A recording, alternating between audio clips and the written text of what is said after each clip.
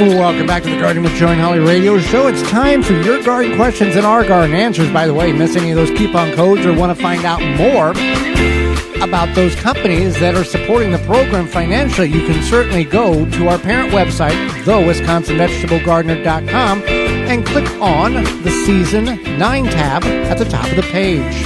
If you've got a question, you can send it on over to gardentalkradio@gmail.com. That's gardentalkradio@gmail.com. Or you can give us a call toll-free, coast to coast at 1-800-927-SHOW. That's 1-800-927-7469.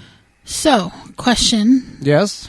What is non-nightshade that I could help grow in a raised bed as an easy first try? About 6 hours of sunlight. I personally enjoy... Well, 6 hours, that's going to give you a lot of options here. Right. I personally enjoy squash, cucumbers, red cabbage, Brussels sprouts, spinach, arugula, and then root veggies like parsnips, sweet potatoes, carrots, onions, and garlic. Well, you can direct sow the squash, the cucumbers, and the carrots. The carrots we've talked about earlier in the program. Plant them as the requirements on the back of the package, and then hydrate them and cover them with a cardboard or a board for about 14 days until they begin to germinate. You're going to increase your germination rate by about 80%. Brussels sprouts, it's too late to start them from seed now. You can find them and onions and red cabbage at your local independent garden center. Garlic, you want to plant that late in the fall. And then sweet potatoes, you could get the slips now. You could plant those. And cucumbers, you want to trellis. If you're going to plant them, there's many different varieties. Start them from seed. Don't buy them from your garden center and try to transplant them. It's not going to be as successful. And you can save a whole lot more money by getting a pack of 100 seeds for like $2 versus 6 plants for $4 or $5 or $6. I don't even know what they go for now. But there are some options, especially with that 6 hours of sunlight. You've got a lot of different things in which you can select from. What is the best way to use coffee grounds in my garden?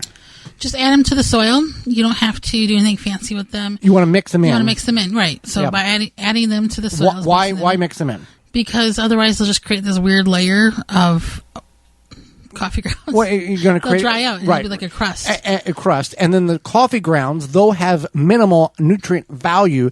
Worms like it. They have about 2% nitrogen, 0.5% of phosphorus, 0.5% of potassium, and they are not going to make your soil acidic. That is just something that's not true because all that has been brewed out.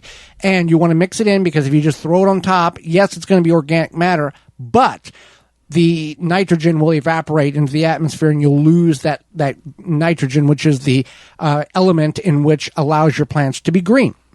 So, and talk about where we can get coffee grounds. Obviously, you're probably not having enough production in your kitchen to solidify. And you can also just put it in the compost. Right. It's not a problem to put it in the compost. You know, maybe this person drinks a lot of coffee. So you can reach out to your local coffee shop, Well, there's name brands, or nationwide brands, and also local. Yeah, so nationwide or local, and say, hey, will you save some coffee grounds for me? They might already have them bagged up. They might have you bring in a bucket. They're not going to separate the filters. No, they won't separate the filters.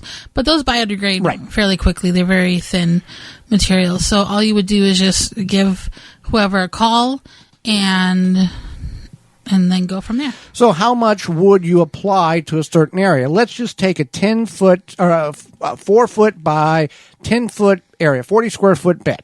You've got compost in there. You got soil. Let's say it's a raised bed.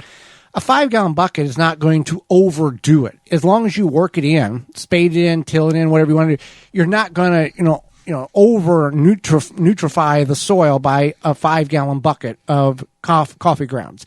Now, if you're adding 5 or 6 buckets that's way too much. But that's what I go with, a 5-gallon bucket for a 30 to 40 foot square area. You can do it if you haven't planted the bed.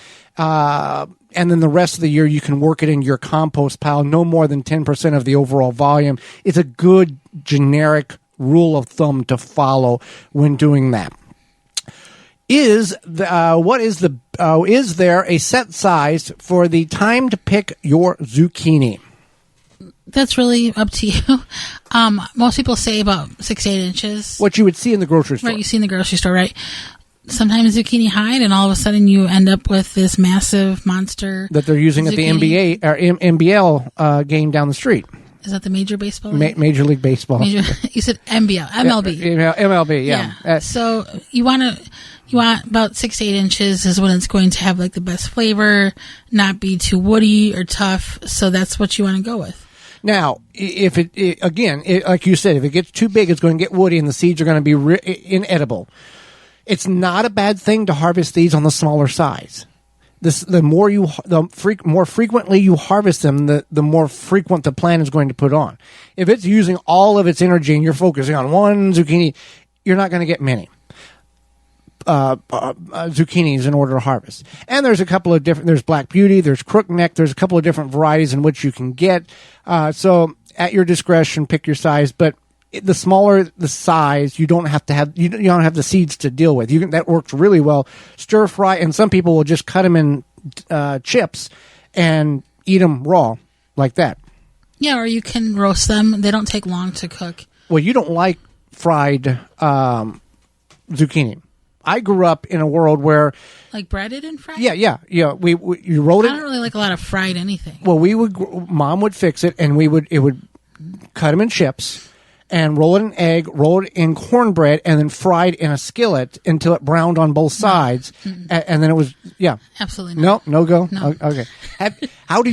Has any of you grew up or currently eat zucchini like that? GardenTalkRadio@gmail.com. Love to hear your zucchini recipes that we can share with everybody. Okay. We have been battling the neighbor's bamboo. Yeah. And it's reached my veggie beds. I have tried everything. For years, they say. I just imagine somebody out there. Like, there are bad words that are said. I'm sure that's like one of those reality shows. Yeah. But we all know this or like neighbor. a movie. Yeah. Oh yeah, for sure. So what can we do? They've battled the neighbor's bamboo and is now encroached over on their property, and it's starting to get invasive into their vegetable bed. What's there's several options here. So what you can do is you can get an environmental agency involved due to being invasive species, and then that would require the neighbors to fix the problem without environmental damage.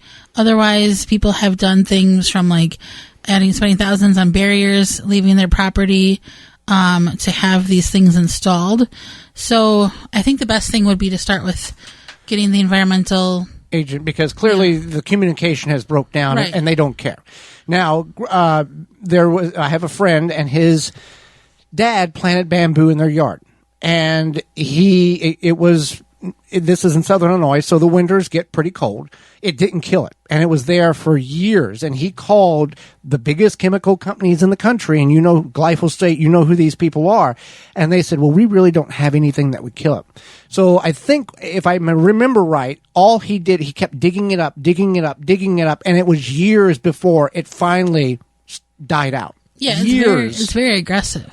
And even the biggest chemicals in the country won't kill it. That's a pretty strong little plant. You do have to eradicate it. And I, as much as I am like live and let live type of person, I think when it comes to something like that, getting an environmental agency involved, it sounds like the neighbors are not being very helpful, or it may be in that situation where they don't know what to do, and they're just like, just let it go.